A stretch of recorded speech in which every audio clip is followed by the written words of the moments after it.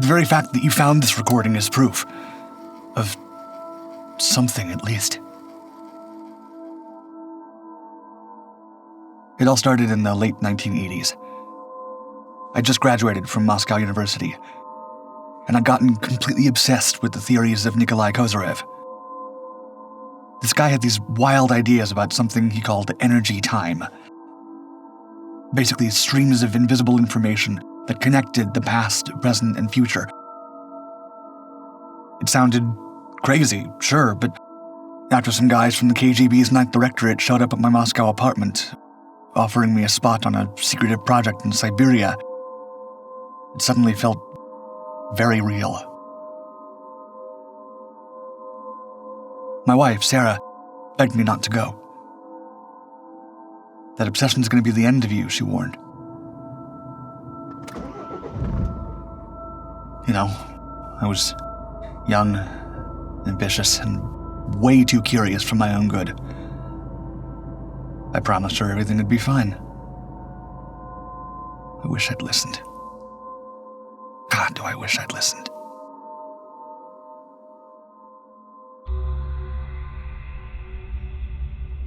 By 1990, I was stationed at this remote Soviet outpost called Dixon, way up on the Siberian Arctic coast. Imagine the bleakest, coldest place you've ever been, multiply it by 10, and that's Dixon. It's literally the northernmost town in Russia. Dark, freezing, surrounded by endless ice fields. Just a handful of gray concrete buildings huddled together, like they're hiding from something. Why Dixon? Because it's perched right above the 73rd parallel. Kozyrev had this wild theory that time itself acted differently up there. Could get denser, change direction, weird stuff. Christmas Eve, 1990. That's when everything changed. It was almost midnight, and I was standing outside, freezing my ass off and chain-smoking to calm my nerves. Above me, the northern lights twisted across the sky, glowing faintly green against the stars. Normally, I'd stop to admire something like that, but that night, all I could think about was this damn experiment.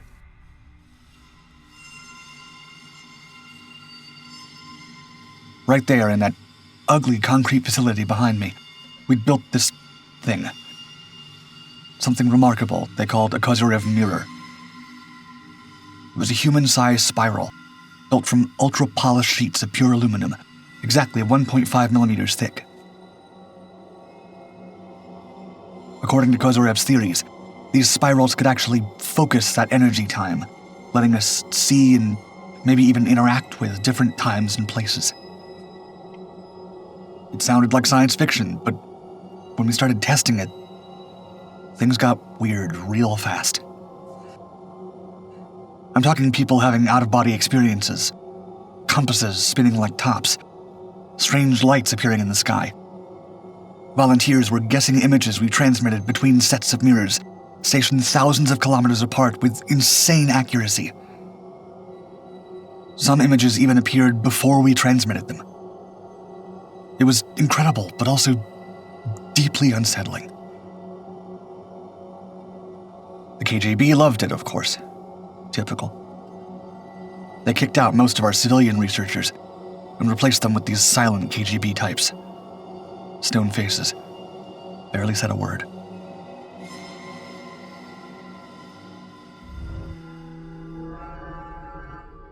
And then things went from unsettling to flat-out scary. Over time, symbols just started showing up in the mirrors on their own. At first we thought it was interference, but then we realized these symbols matched ancient carvings, etched thousands of years ago. Thousands. Unbelievable. Nobody had an explanation. A few weeks before Christmas Eve, we finally decoded the symbols. They turned out to be instructions, incredibly specific ones. Calibration settings, along with the time, the place, the date. Midnight, December 24th, 1990, right here at Dixon. Whoever or whatever was sending these messages wanted to make contact, which, in hindsight, maybe wasn't a good sign. And idiot that I was, I volunteered.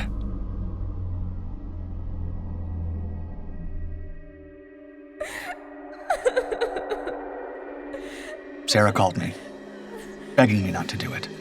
Please, she cried on the phone, this isn't right, just come home. But I couldn't turn back now. I was in too deep. Before I went in, the techs hooked me up with gear to monitor my vitals and an audio recording device to capture my findings. And at midnight, I stepped into the mirror chamber.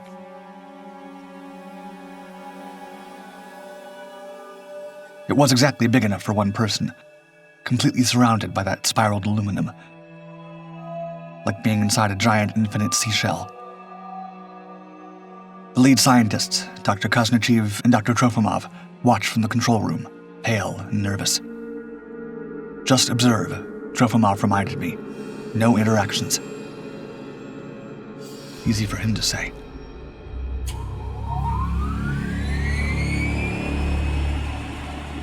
They activated the machine, and immediately I felt something shift. The air around me buzzed faintly, making my hair stand up. And then, impossibly, a ripple appeared, hanging in the air like a pool of liquid silver. I couldn't believe my eyes. Through that ripple, clear as a window, I could see into another place. A cave lit by torches, symbols drawn carefully on the walls. My heart practically stopped.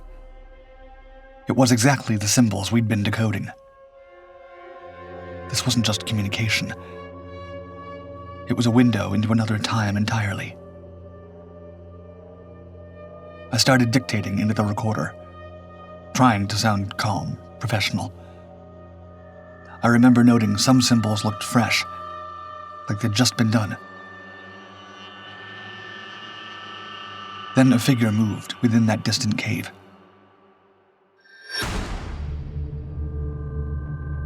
Tall, slender, humanoid, its body glimmering like polished metal. It was carving symbols onto the stone. I leaned closer, fascinated, and then froze. I saw myself. No, I'd caught my own reflection in its mirrored skin.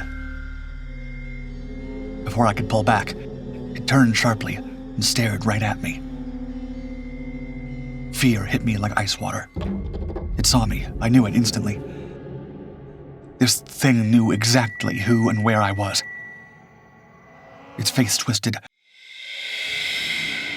and it lunged toward me with a scream that rattled my bones.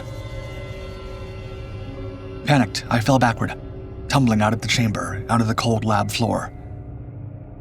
Kozyrev and Trofimov rushed over, shouting questions, but before I could speak, a deafening metallic shriek split the room apart.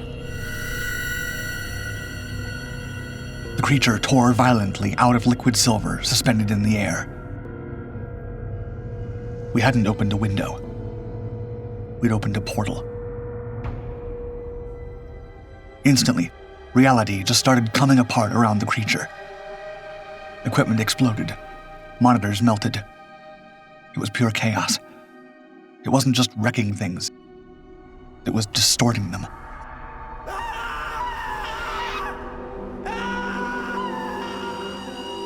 One of our technicians, screaming, was fused into a control panel. Trofimov tried to shut the portal, but his hands melted into the controls, trapping him. Just horrible. The creature seemed startled by the chaos it caused. Confusion flashed across its reflective face, then quickly turned to rage.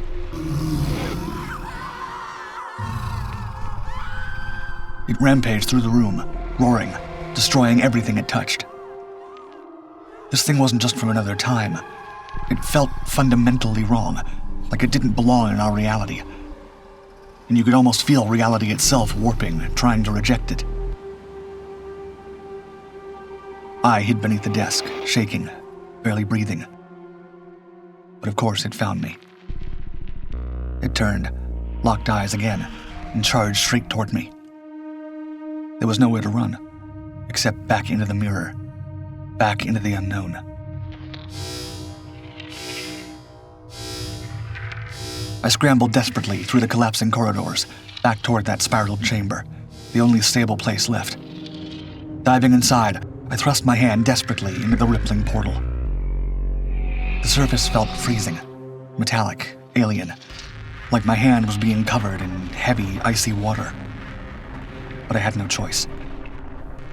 I took one last look behind me and saw the creature standing in the doorway, its face already morphing into a reflection of mine. It was becoming me.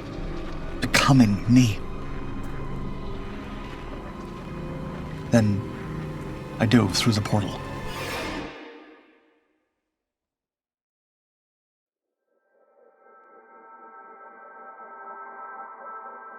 I woke up, face down on cold stone, gasping. My fingers scraped numbly against the rough cave floor as I pushed myself upright, dizziness nearly dropping me again. Torchlight flickered weakly on walls of dark, blank stone. Blank. My stomach twisted violently. The symbols I'd seen earlier, the ancient carvings we'd spent months decoding, had vanished. The walls waited, bare and smooth, like an empty canvas. My head throbbed as I staggered to my feet, disoriented. That's when I noticed the strange reflection on my hands, fingers shimmering softly, metallic and polished. I reached up to my face, recoiling as I touched skin now smooth and mirrored, reflecting the flickering torches around me. The realization froze me in place, my heart hammering painfully in my chest. I'd become like that creature. A wave of panic washed over me. Trapped. Transformed. The blank walls mocked me. But if I recreated the symbols now on this blank slate, maybe that was the way back. It was the only logical step. My gaze darted around the floor until I spotted a jagged piece of stone, suitable for carving. My shimmering fingers, clumsy and alien, closed around it. Taking a shuddering breath, I raised the stone to the cave wall, steeling myself to etch the first familiar spiral, the sequence that promised escape. But escape to where? To when? Back to Dixon? To Sarah? Or just deeper into this endless nightmare? But something made me pause. A flicker in the torchlight dispelled shadows deeper in the cave. I saw other marks. At first, I mistook them for tally marks, a record of days, or worse, years trapped here, wherever here was. But as I approached closer, dread sank into my gut. They weren't tally marks at all. They were stick figures. Dozens, hundreds even, scratched roughly in the stone, each one surrounded by a spiral. My mind grasped for the comfort that others had been trapped here too. But looking at them, a colder, more isolating dread crept in. They felt less like individual records, and more like iterations. The true horror began to rise in my mind. What if there were no others? What if this entire cycle, these symbols, this transformation, was a prison built for one, endlessly chasing its own tail? What if it had only ever been me? No. No, not again. Determination hardened within me. If I was destined to perpetuate this loop forever, then maybe, just maybe, I could still change something. Break the chain, interrupt the endless spiral. That's when I saw the small recorder that had been clipped to my uniform, sitting surprisingly untouched on the ground where I had awoken. The very one you're listening to now. I activated it, my reflective fingers trembling. This story is a warning. I was a scientist at the Soviet research station at Dixon. I came seeking answers, but found only a trap. Whatever these Kozyrev mirrors truly are, they open doors we were never meant to cross. If you're hearing this, do not repeat our mistake. Sarah, if by some miracle this finds you, I'm sorry. You were right. Forgive me. I'm leaving this recording beneath the spiral markings. One last warning, etched in my own voice. After I carve my final figure into this endless record of stone, I will walk away. Perhaps I'll find oblivion. Perhaps I'll find home. Or perhaps, finally, I'll find something entirely new. I have to believe I can.